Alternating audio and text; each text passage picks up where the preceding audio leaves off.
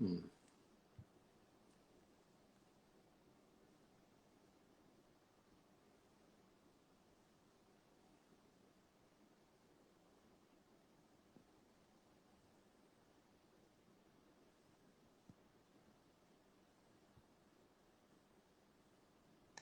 Hey guys, sorry, I'm having a little technical trouble.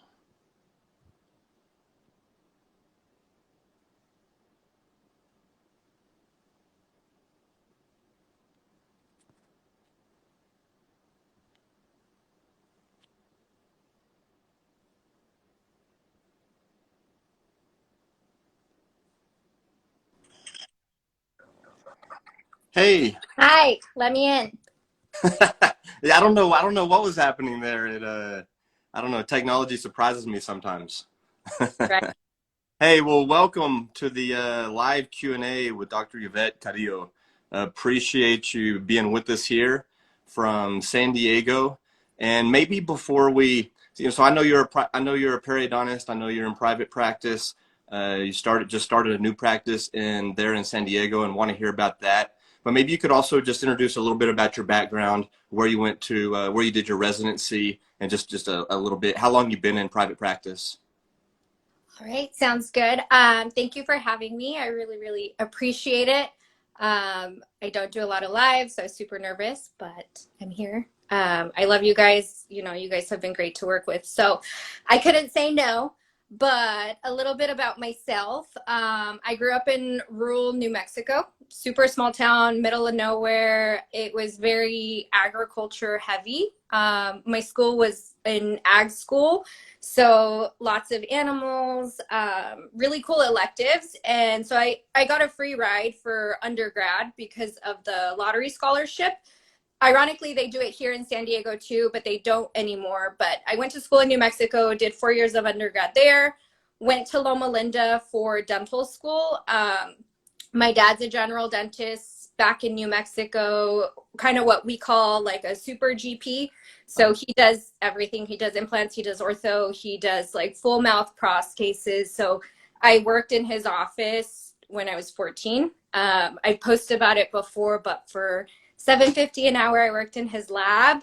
And then I kind of almost knew I wanted to be a dentist. I like healthcare. I didn't want to go into medicine. I thought maybe veterinary care. I really like animals, but dentistry seemed like a good fit. And so I went to Loma Linda. I wanted to kind of follow in my dad's footsteps.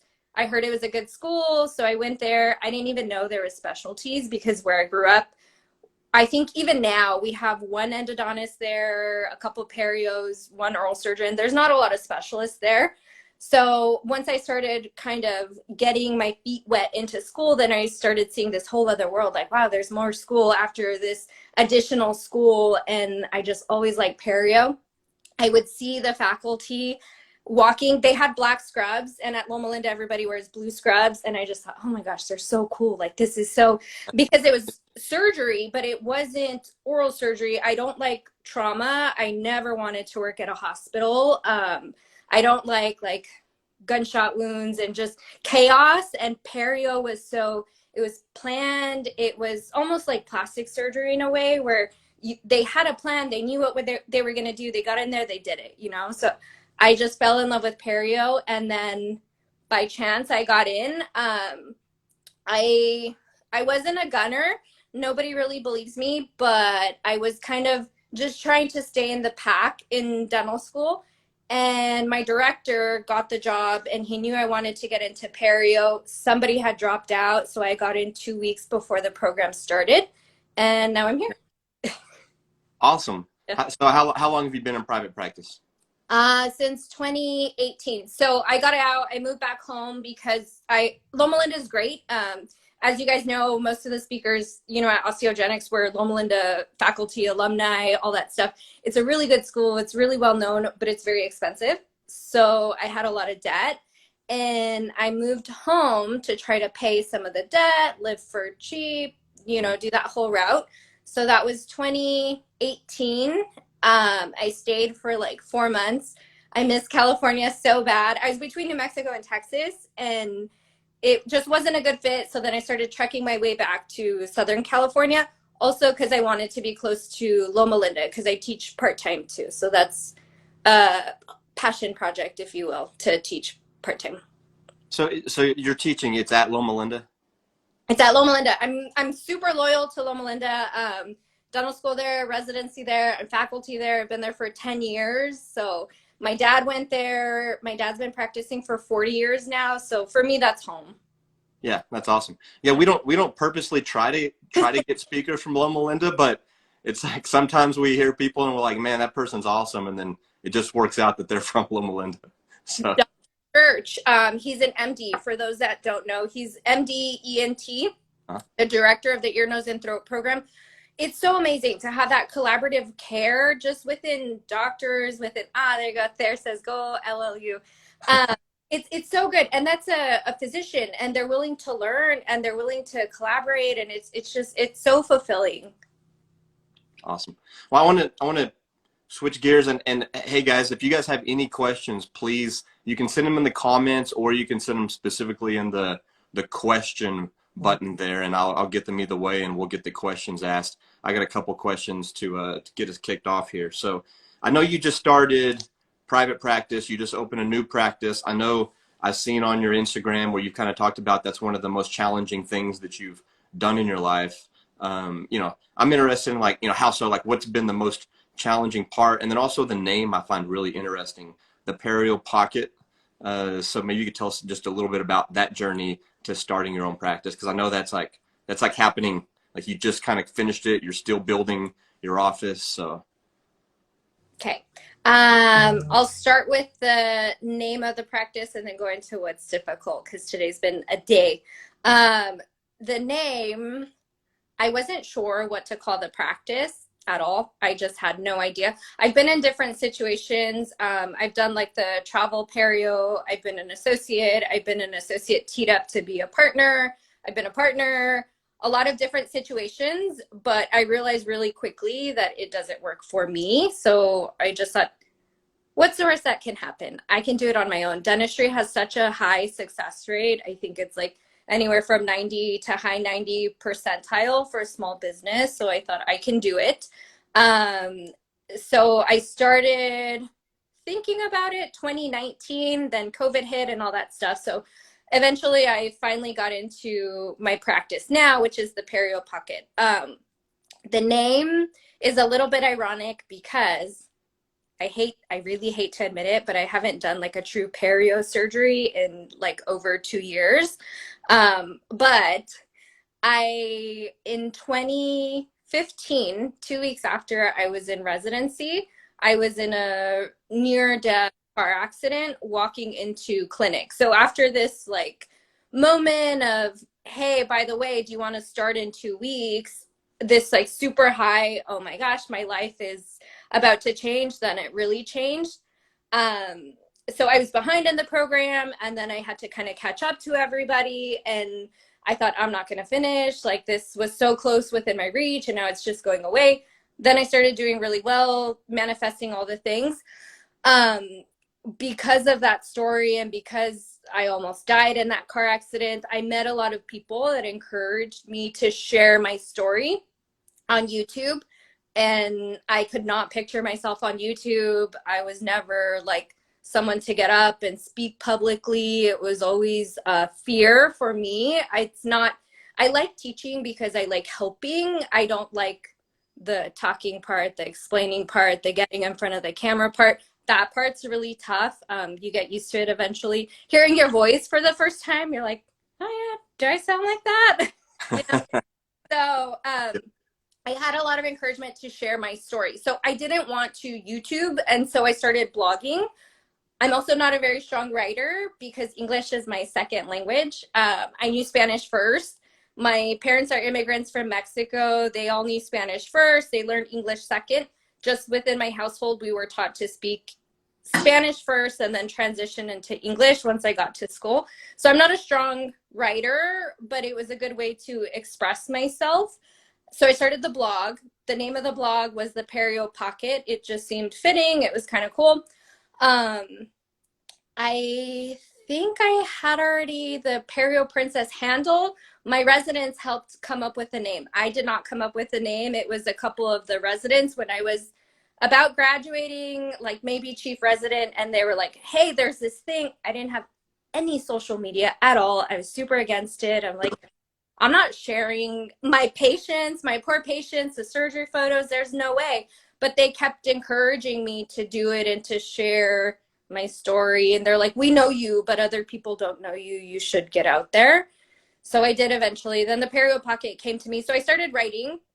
My husband edits all my drafts. He's really strong at like spelling, grammar, English, blah, blah, blah. So I write the initial draft, send it to my husband. He edits it, and then we put it out depending on where it's going. So I had a lot of traffic with the blog because it really took off. It was kind of an outlet for me. Like I'd get a glass of wine, sit by the pool, just write, and I could express myself and say whatever I wanted, however I wanted. I met a lot of people that way. A lot of like baby boomer dentists in San Diego that like to read, but maybe they're not reading the newspaper, younger dentists. So it just became this whole thing. Then I got the practice and I'm like, what do I call it? I have no idea. Like, maybe I want to expand. Maybe I want to bring in associates. Maybe I want multiple offices. Like, I don't know.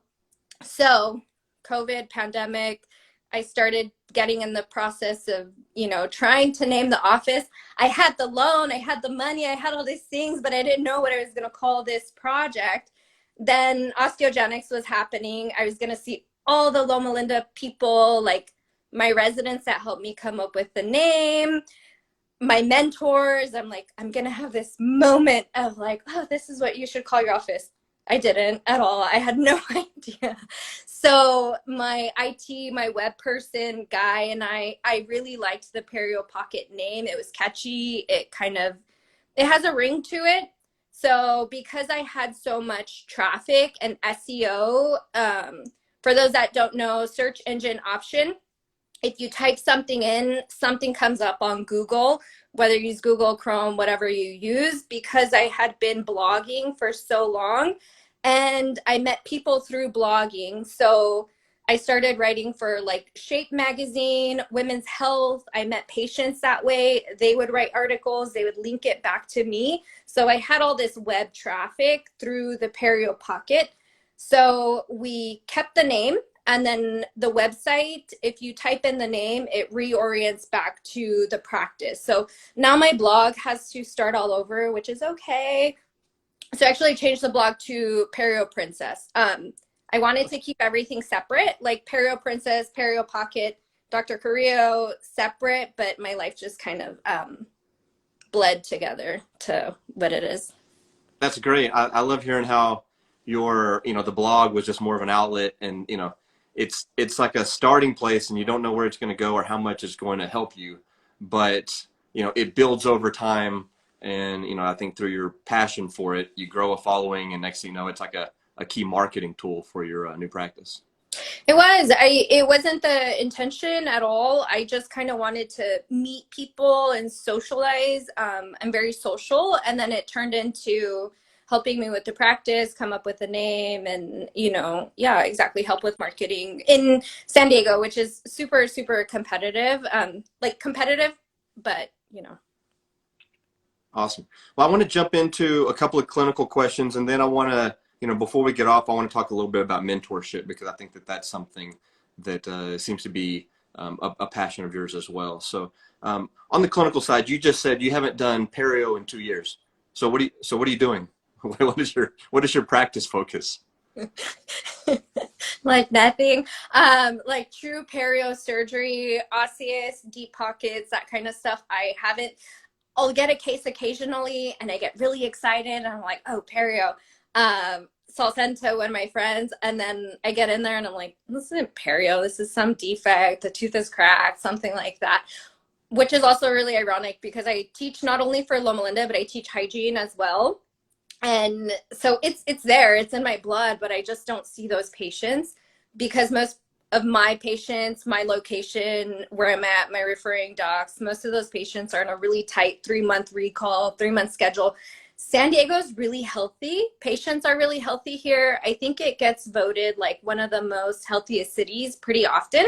So people are very proactive. If you say inflammation, if you say, you know, hey, I see this, they're going to do it. They're not going to, you know, disagree, question you for the most part. So mostly soft tissue, a little bit of implants, a lot of Botox, and then a little bit of fillers. Okay. Okay.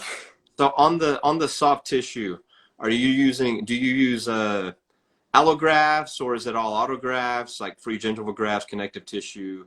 Like, what's your go-to, I guess, augmentation materials there? Thing. It kind of depends. I'll do a combo most of the time. So a little bit of auto, a little bit of allo. It just kind of depends on the patient, case by case basis, what they do for a living. Are they going to sit still? You know, so how old are they? It just depends, but I kind of see a combo. So There's, you I use some dermis allografts? don't miss those cases there. Yeah, he's gonna send you some. Do I what, Shane? So you use some dermis, like allograft dermis? I do. If a patient wants everything done in one go, because I'm very comprehensive, despite if you're sent to me for one tooth, this one thing, I'm gonna diagnose everything I see. I'll focus on that thing, but then I'll kind of lead into, by the way, I see this, this might be an issue down the road. For me, I try to put myself in the patient's shoes. And if I saw a doctor, they saw something, they didn't diagnose it, and then I came back to their same office 10, 15 years from now, I'd be so upset. So I try to emphasize everything that I see. And if they want to be very proactive, take care of everything, then in those cases, I'll do some type of allo to offer that for them. I'm actually an implant patient myself. I'm missing a front tooth. So I know the pain. Dr. Can actually did the bone graft part of it while I was a resident, and all the residents watched the bone part. So I empathize with patients. I know what it feels like, and I know what I would want as a patient, and that's how I try to practice. Awesome. So continuing education. I know you came to our symposium back in April. How much continuing education do you go to, and how do you decide what you're going to go to? And then I guess ultimately I'm wondering, I know that like most of our customers, the osteogenics customer tends to be, a lot of them are CE junkies, just meaning, they're going to a lot of different courses and attending courses from a lot of different educators to see different perspectives, kind of see all the way things can be done. And they're also adding tools to their, in terms of products, but also surgical techniques, and that sort of thing. And, is there part of the CE question? Are there things right now that you want to get into that you aren't into, technique wise? Oh. Yeah, sure. So in residency, you learn, you're kind of limited because you learn from your faculty that's directly there. I think one of the best advice that I got was from my dad. He told me, stick with the part-time faculty. When they're there, you learn from them because they're in private practice. So work with those faculty. So a lot of the full-time faculty now at Loma Linda, they used to be part-time. Now they're retired, so they're there, all the time. So I tried to take advantage as much as I could from CE, from different people, different perspectives, all that stuff.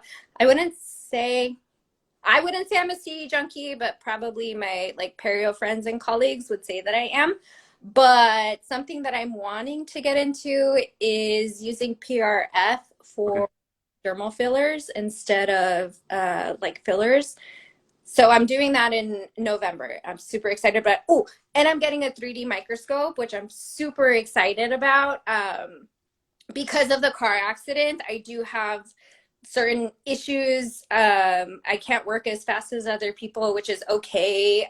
I like to spend time with the patient, but I'm excited about the 3D microscope, just bringing that technology to the office and really digital focus. So anything digital, anything 3D scanning. Yeah, I guess I like knowing what's out there, all the new stuff, and then, staying true to the research, the literature, the 5-year follow-ups, all that stuff. Because I am new too, I've only been out for a few years. So you said a 3D microscope.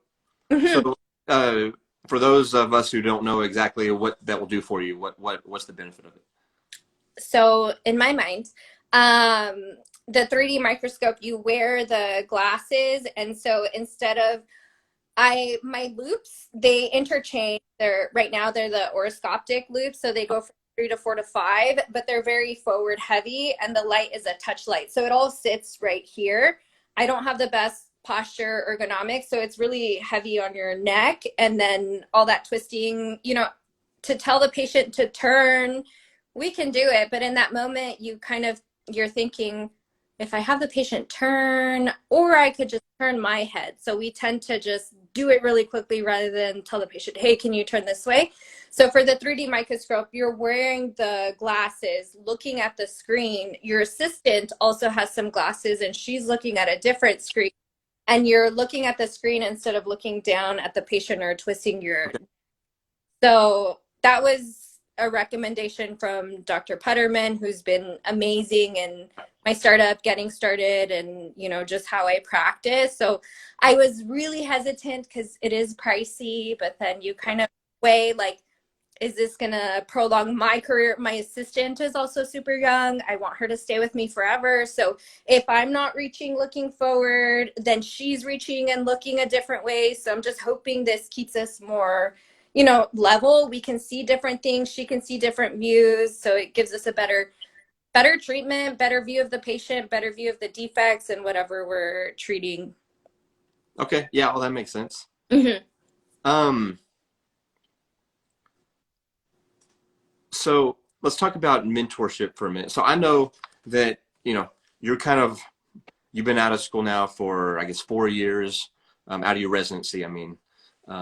And so you're now doing some part-time teaching at Loma Linda. Also, from your social media, which, we follow, I know that you're passionate about, promoting women in dentistry as well as women in surgery. I know from some of our conversations that you've challenged myself and Osteogenics to bring on more female speakers, which is something that we're certainly interested in, interested in and going to do.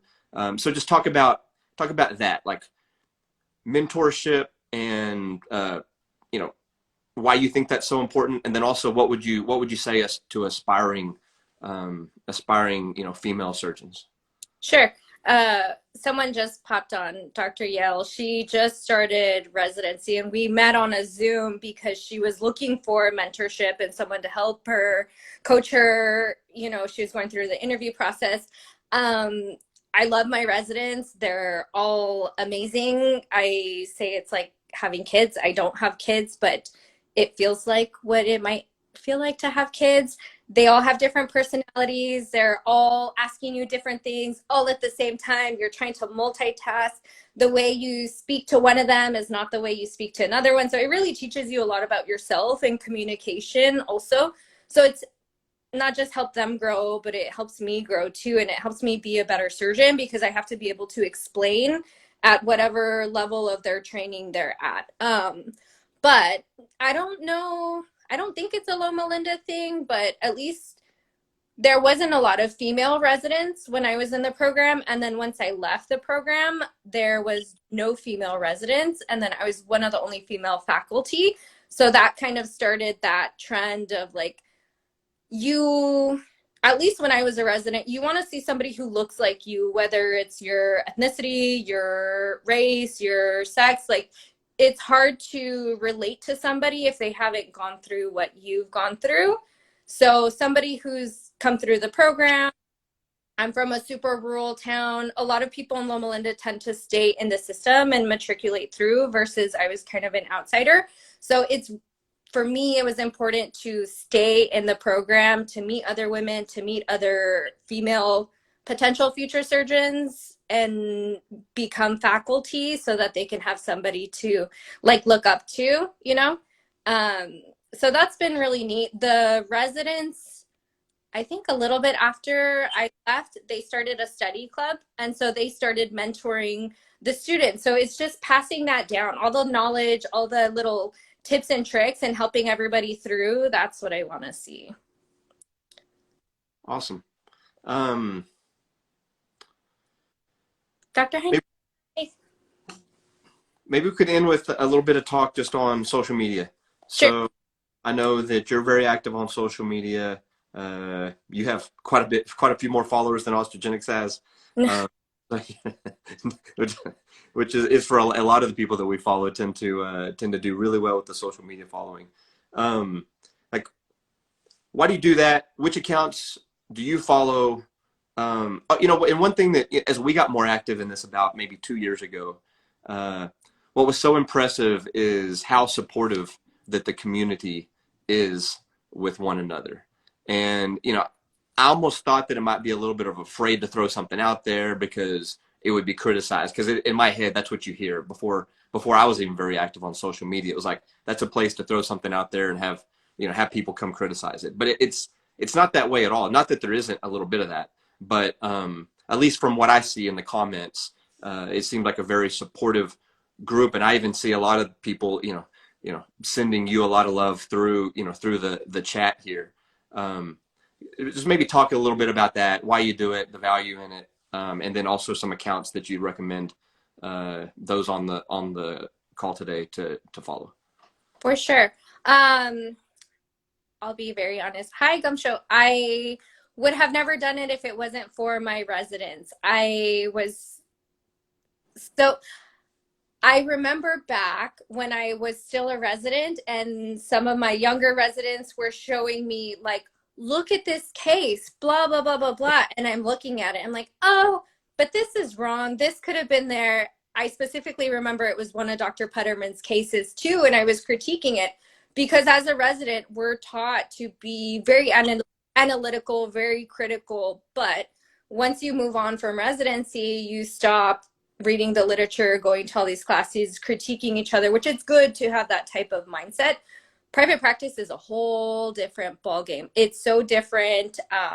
Dealing with patients, staff, starting a business, it's just completely different. So you have all these other factors, plus you're doing the surgery, then you start to see all these guys like Matt Fine, Brad Ross is a really good one. There's been amazing. He's just fresh out of residency, been posting a lot of cases, even through residency, which is tough because you're showing this raw side of your personality where you're learning, but you're also posting these cases. Jess is amazing. He's on here too.